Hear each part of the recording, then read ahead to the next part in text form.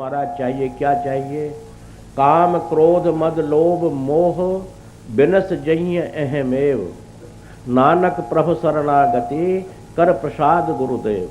हे गुरु महाराज, ये नानक को दास पदवी तो दे ही दी है, परंतु काम क्रोध मद लोभ मोह माश्चर्य को मुझसे हटा दीजिए, मेरे ऊपर कृपा कर दीजिए, ताकि मैं असलियत में मानवता को प्राप्त हो सकूं। मानवता को बिगाड़े और क्रोध ही तो है, क्योंकि क्रोध तामस है और तामसी प्रवृत्ति राक्षसों की होती है, दैत्यों की होती है, दानवों की होती है। मानव की प्रकृति तो बड़ी सरल और शुद्ध होती है। इसलिए काम क्रोध मद लोभ मोह बिनस जइये अहमेव, नानक प्रभु शरणागति कर प्रसाद गुरुदेव। ऐसा उन्होंने मांगा।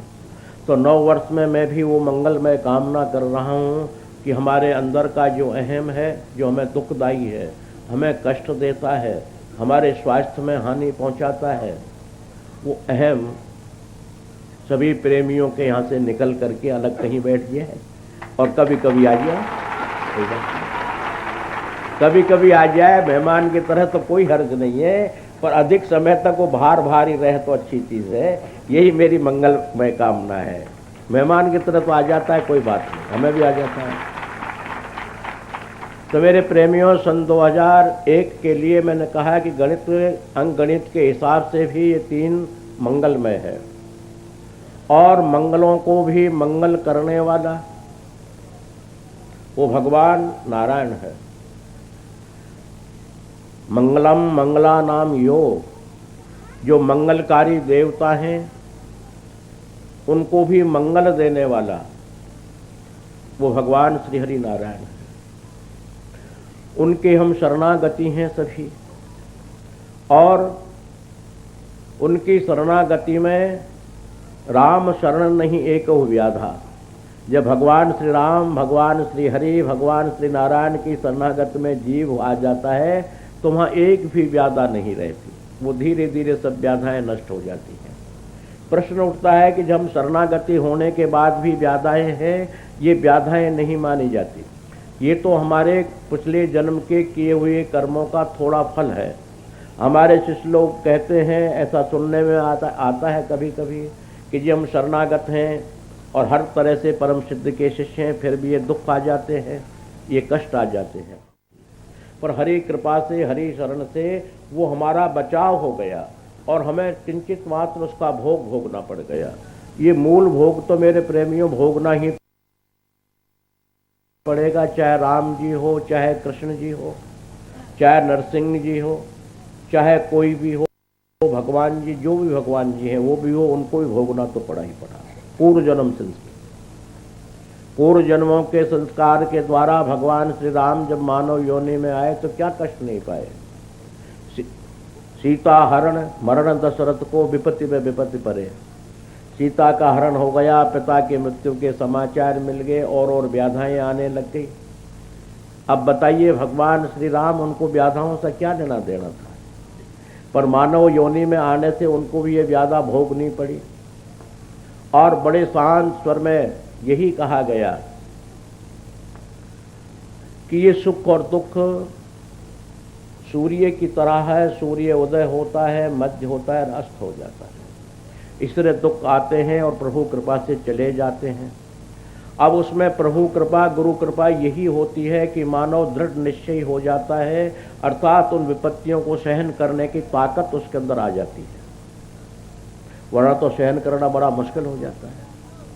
यही गुरुओं की कृपा, भगवत कृपा हमको माननी चाहिए कि हमारे अंदर में सहनशीलता, हमारा अंदर झेलने की ताकत प्राप्त हो जाती है, हम उद्विग्न नहीं होते। इसलिए उसको इस तरह विचार कीजिए। बाबा नानक देव जी कहते हैं कि पूर्व जन्म का लहना पाई, पहल के जन्म के भाई किए हुए कर्म तो मूल तत्व में तो भोगने ही पड़ेंगे। गुरु कृपा से ये है कि उनके ब्याज के ब्याज जो बढ़ते चले जाते हैं, अर्थात सहस्र गुना फल जब पुण्य का होता है तो पाप का भी विचार कीजिए। वो उसने क्या किया है, वो पाप भी तो है ना, पाप और पुण्य, तो पाप भी सहस्र गुना ही बढ़ता है। उस सहस्र गुणे को संत कृपा, हरि कृपा से सहस्र गुणे के लिए मूल रह जाता है, 999 समाप्त हो जाता है। तो थोड़े बहुत हमको मूल पापों का, पूर्व जन्म के पुण्यों का, पूर्व जन्म के पापों का कुछ तो भोगना होगा। कि भगवान राम ने भी हमको यही शिक्षा दी नहीं कि हे मानव, मैं भी मानव रूप में आया हुआ हूँ, अर्थात तू चिंतन मत कर, तू मुझे दे। मेरे पैरों में चक्रवर्ती राजा का बेटा होते हुए भी, चक्रवर्ती राजा का पुत्र होने के पश्चात भी मेरे हालात देखिए कि मेरे पैरों में खड़ाऊं भी नहीं है, पहनने के लिए वलकल वस्त्र पहने हुए हूँ, वस्त्र भी नहीं है, सोने के लिए कहीं कोई छप्पर भी नहीं है, नित्य प्रति जहाँ ठहरता हूँ वहाँ छप्पर बनाता हूँ, बनाता हूँ और उसी कुटिया में रह जाता हूँ, फिर उसको छोड़ के आगे चलते हूँ। तो ये हमको शिक्षा भगवान राम ने, भगवान श्री कृष्ण ने दी। दोनों ही वैभव अवतार थे, जो पूर्ण वैभवशाली दोनों, और वैभवशाली होने के बाद भी हमें जनजीवन को ये शिक्षा प्रदान करी कि हे मानव, तू ही इतना विचलित क्यों होता है। हम परब्रह्म होने के बाद भी इस मानव शरीर में आकर के ये शिक्षा दे रहे हैं। हम आप लोगों के लिए उस प्रभु से, महामाँ आदि शक्ति लक्ष्मी जी से, क्योंकि लक्ष्मी सर्वे गुणा कांचन आश्रयंती, जितने भी गुण हैं वो लक्ष्मी के अंदर ही मौजूद होते हैं। महामाँ की अनुकंपा से ही सब कुछ होता है। और जो आज आप बैठे हैं वो श्री संप्रदाय में ही बैठे हुए हैं। श्री नाम है लक्ष्मी का, जो भगवान नारायण के साथ श्री देवी रहती हैं, उन्हीं का नाम श्री है, और श्री संप्रदाय में आप बैठे हुए हैं। ये मूल संप्रदाय है, वो लक्ष्मी नाथ समारंभा, लक्ष्मी से ही प्रारंभ होती है, श्री देवी से प्रारंभ होती है।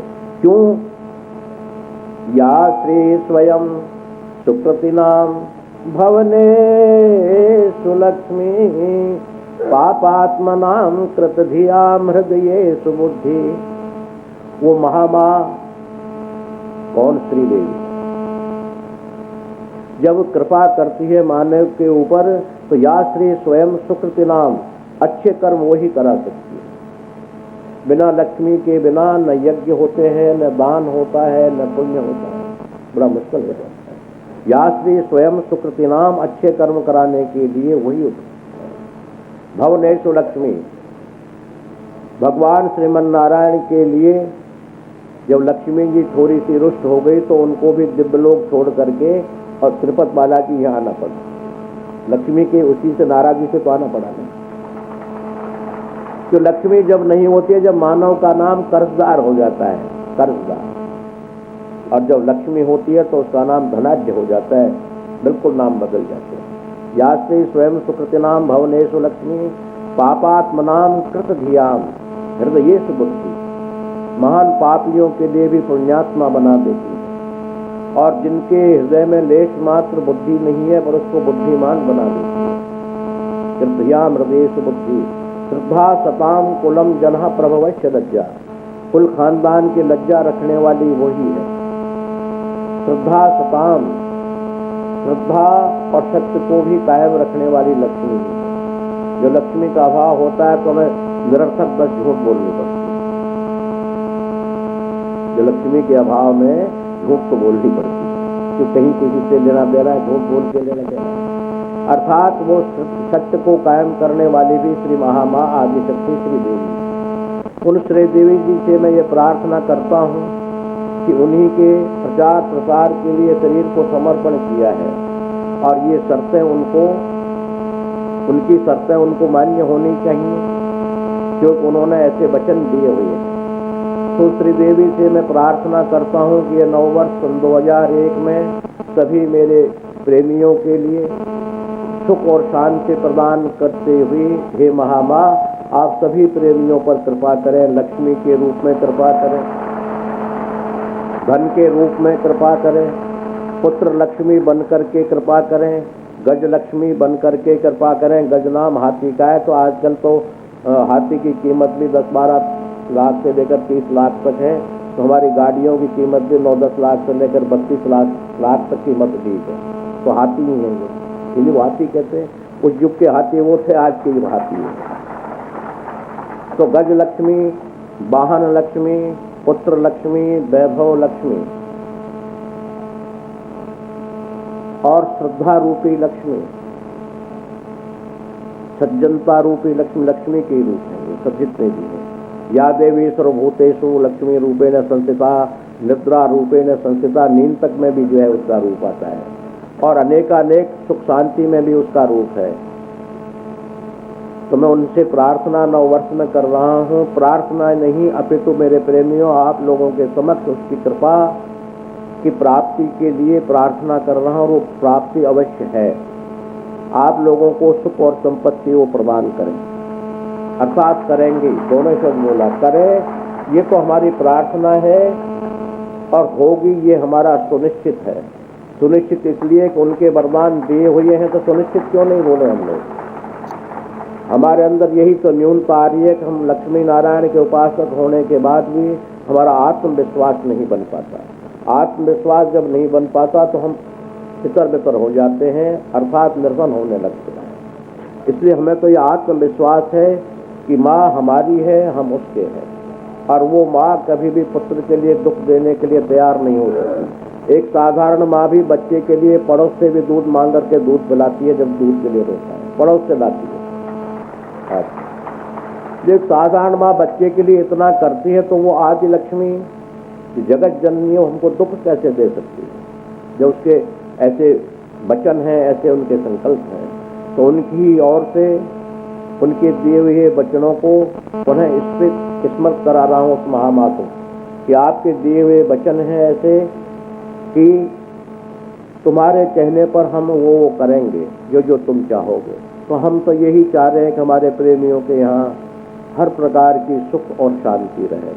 भगवान नारायण चक्रधारी है, चक्र धारण करते हैं सदैव, और चक्र का मतलब होता है कि अनेकानेक दुष्टों से, अनेकानेक व्याधियों से, अनेकानेक दैत्यों से, अनेकानेक उपद्रवों से हमारी रक्षा करे, उसका नाम चक्र है।